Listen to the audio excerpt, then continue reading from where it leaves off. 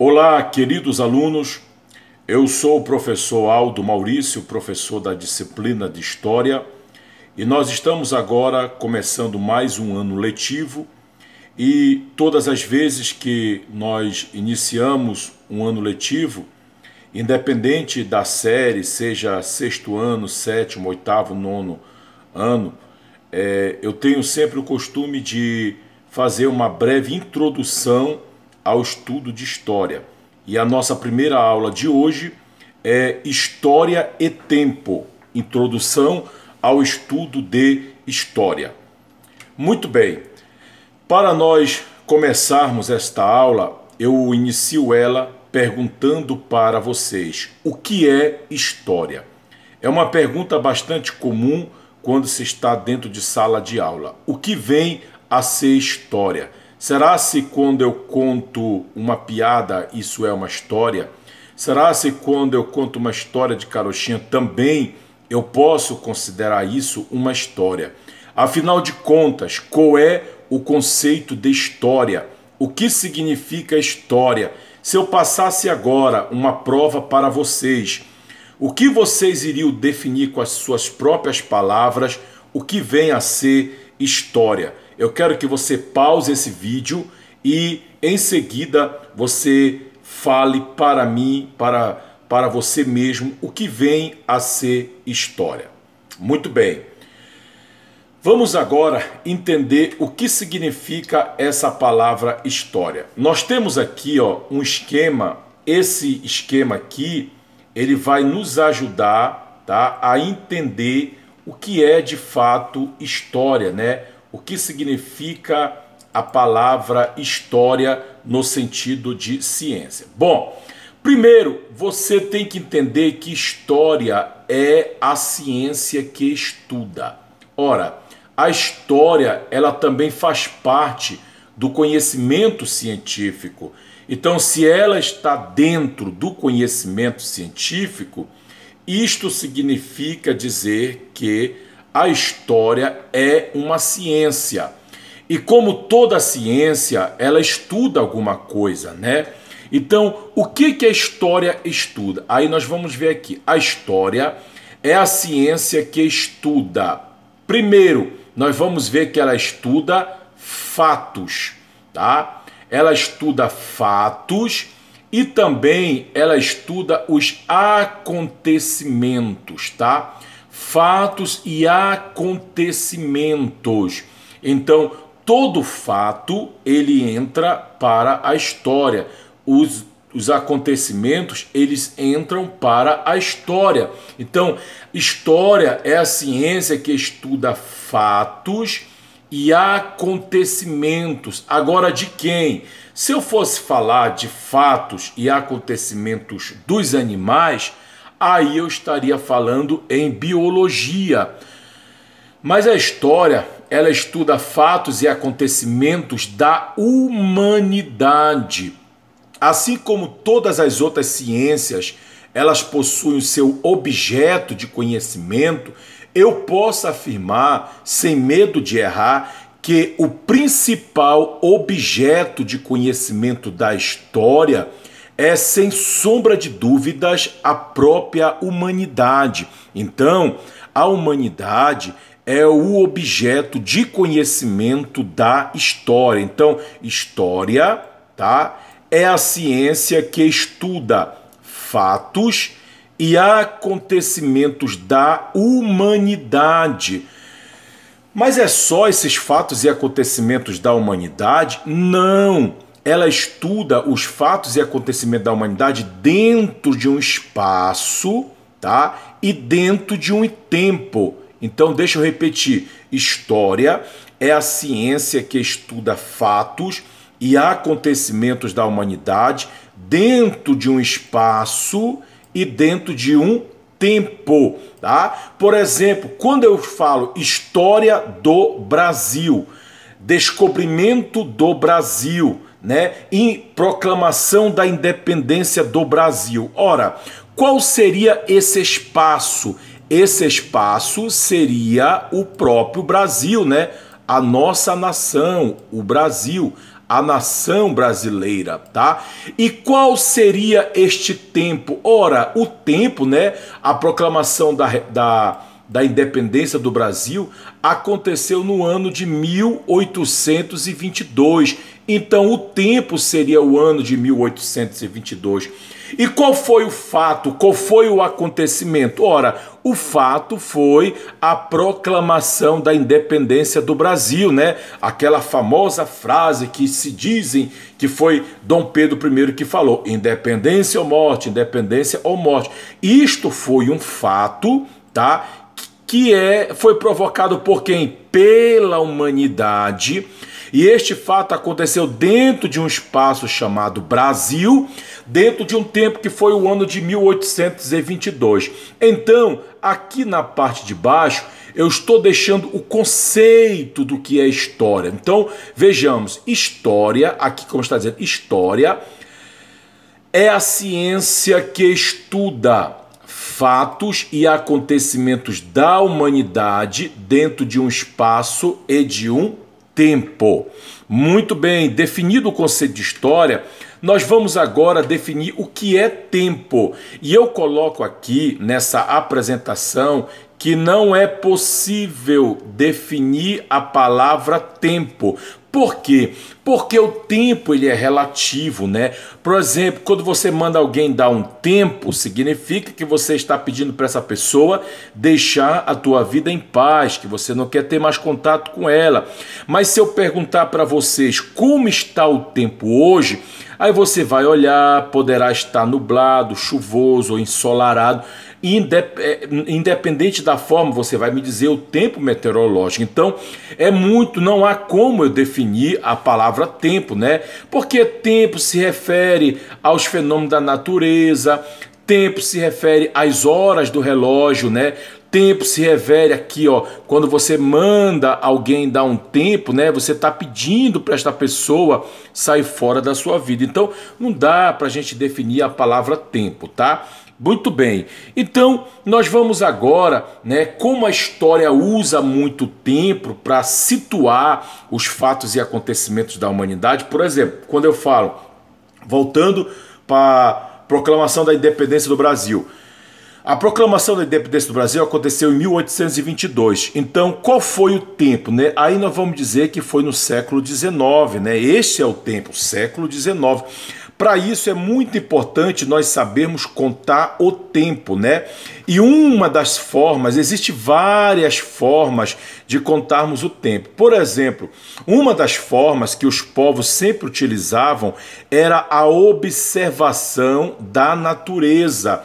As diferentes formas em que a natureza se comporta no decorrer do tempo. Aqui, claro, trazendo para a realidade do Amapá, não é possível essa definição com precisão, mas em outras regiões do Brasil e do mundo, são regiões onde as 4 estações são muito bem definidas, como verão, primavera, outono e o inverno, tá? Então, as pessoas, vários povos da humanidade começaram a observar o tempo e eles percebiam que havia um tempo em que a natureza florescia, as árvores floresciam, havia um tempo em que as árvores produziam frutos, havia um tempo em que as árvores perdiam as suas folhas. Então, eles começaram a contar o tempo através da observação da natureza, tá?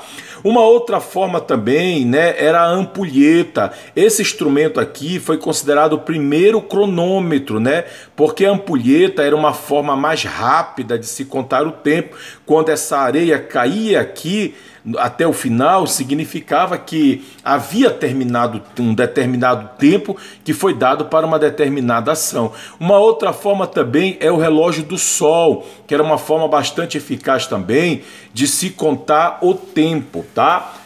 Então, meus queridos, além disso aqui, nós temos também a formação de calendários, tá? Aqui embaixo nós temos aqui algumas simbologias que representam forma de contar o tempo através de calendário. Aqui está dizendo, é importante salientarmos que este calendário que possuímos não é seguido por todos no mundo. Por exemplo, nós usamos o calendário chamado calendário gregoriano, que é um calendário que tem 365 dias e mais 6 horas, tá? É um calendário formado por 12 meses, onde cada mês tem 4 semanas, cada mês tem 30 dias. Só que o nosso calendário não é um único.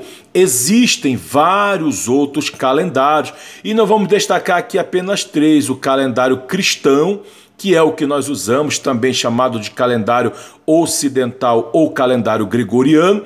Nós temos também o calendário islâmico, né, que é um calendário também da religião islâmica, e o calendário judaico. Olha que coisa interessante, esses 3 calendários, eles são baseados em 3 religiões, 3 grandes religiões monoteístas, né, que tem apenas um único Deus: a religião cristã, islâmica e judaica. Inclusive, nós vamos até pedir para vocês fazerem um trabalho sobre essas 3 religiões, tá? Religião ocidental, religião islâmica e religião judaica, tá certo? Muito bem.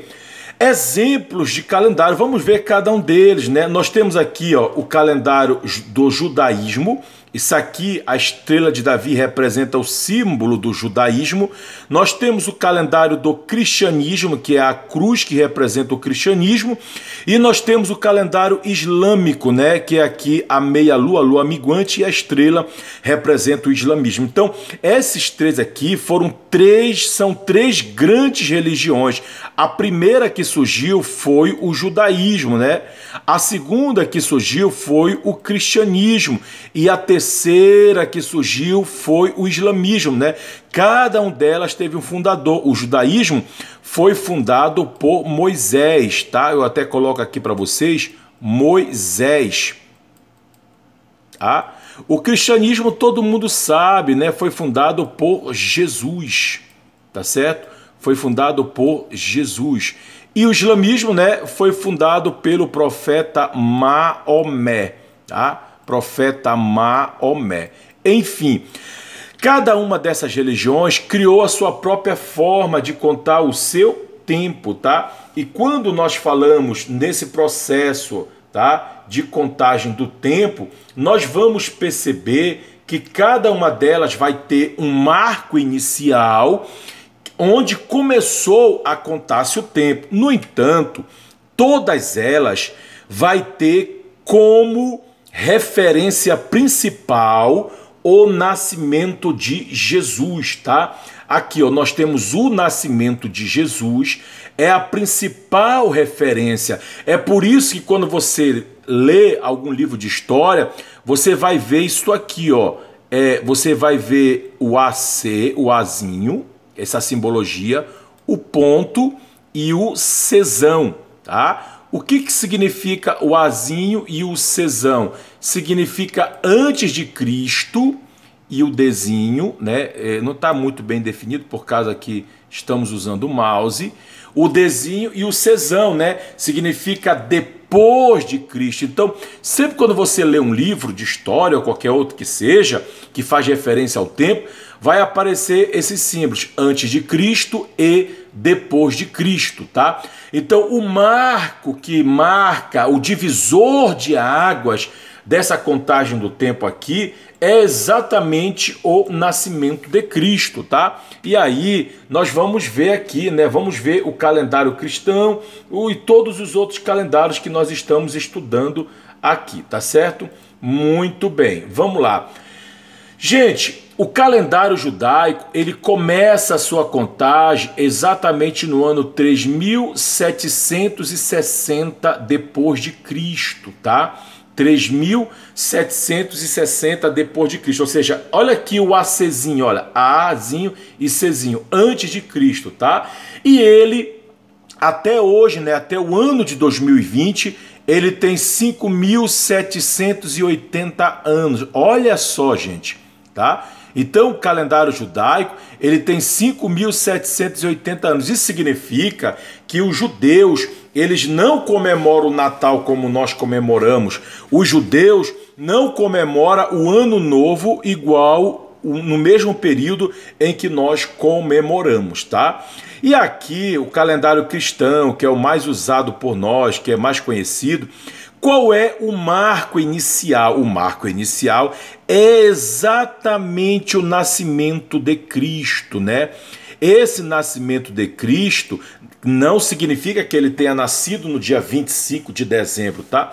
Mas o nascimento de Cristo, que é oficialmente contabilizado todo ano no dia 25 do 12, ou seja, no dia 25 de dezembro, ele marca o início da contagem do calendário cristão. Então, a quantidade de anos que tem o nosso calendário são em torno de 2020 anos, ou então eu não sei qual o tempo que você vai assistir essa videoaula, poderá ser 2021, 2030, 2040, 2050, não sei. No momento que você for assistir essa videoaula, isto aqui será automaticamente atualizado, tá? Então, até agora temos 2020 anos. Esse ano de 2021, no mês de dezembro, o nosso calendário vai completar 2021 anos, tá certo?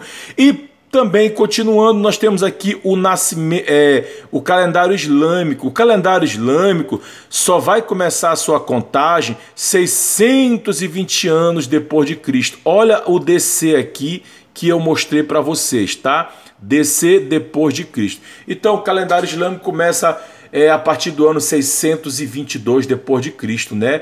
E até agora, em 2022 anos, você pode fazer o cálculo, subtrai 2020 menos 622, você vai saber quantos anos tem o calendário muçulmano, tá? Muito bem.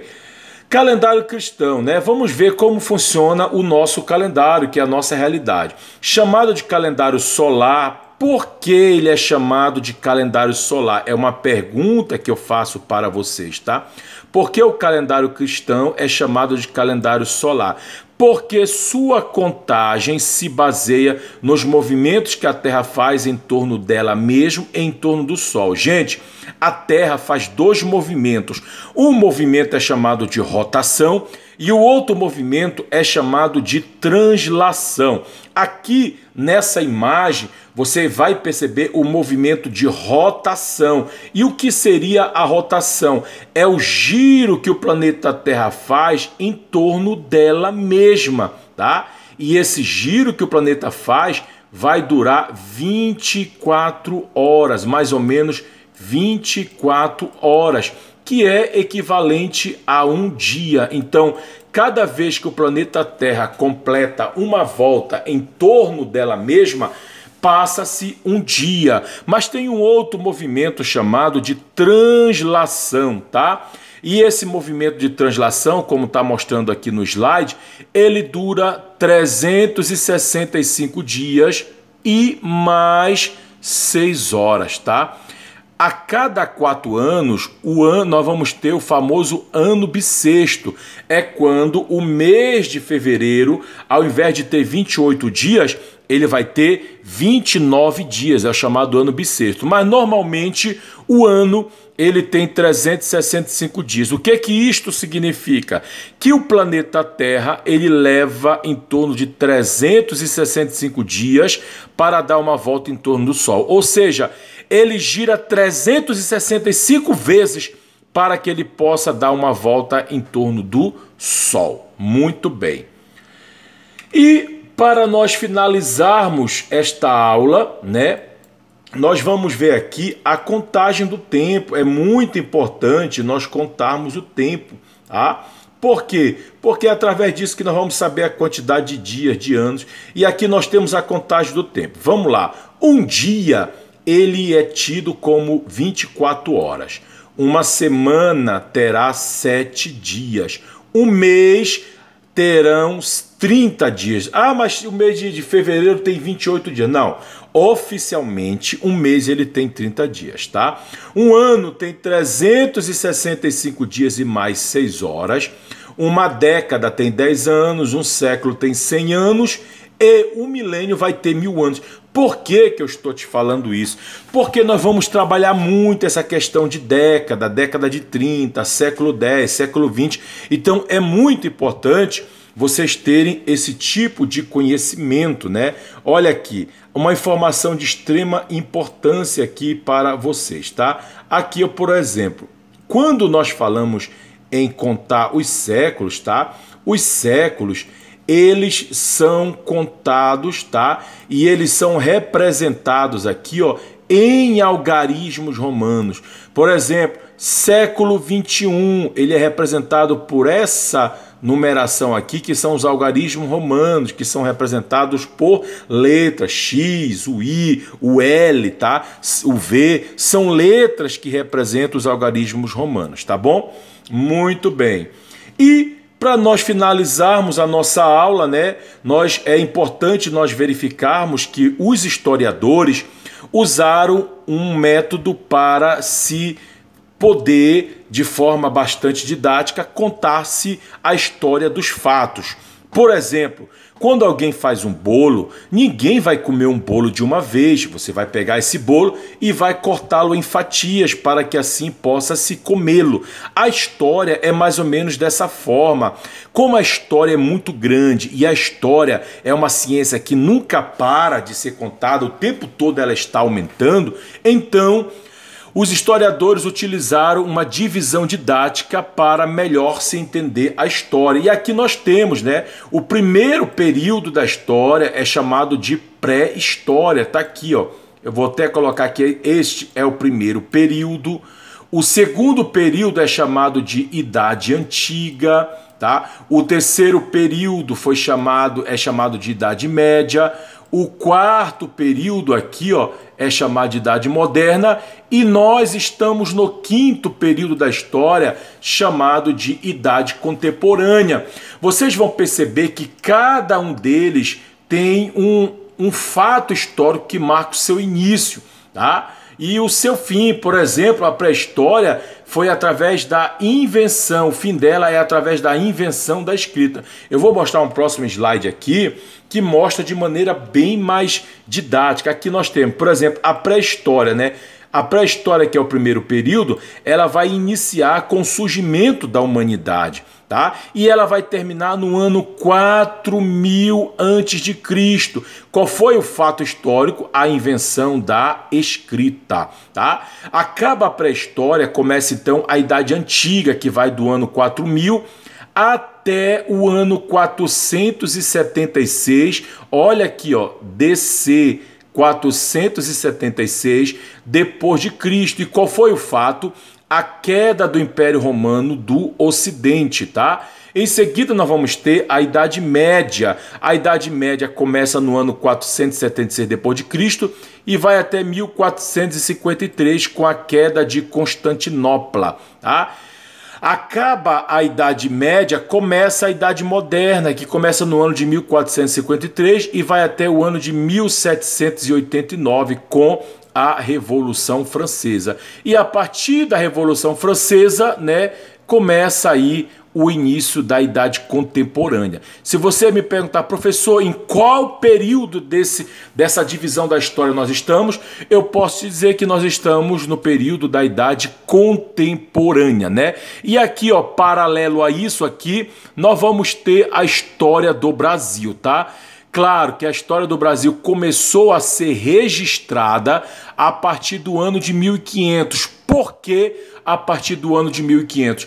Porque foi a partir desse ano que Pedro Álvares Cabral chega ao Brasil. E aí passa-se a registrar os fatos históricos, tá bom? Muito bem, gente. Essa foi a nossa aula de hoje e nós agradecemos a sua atenção e tenham todos bons estudos. Muito obrigado.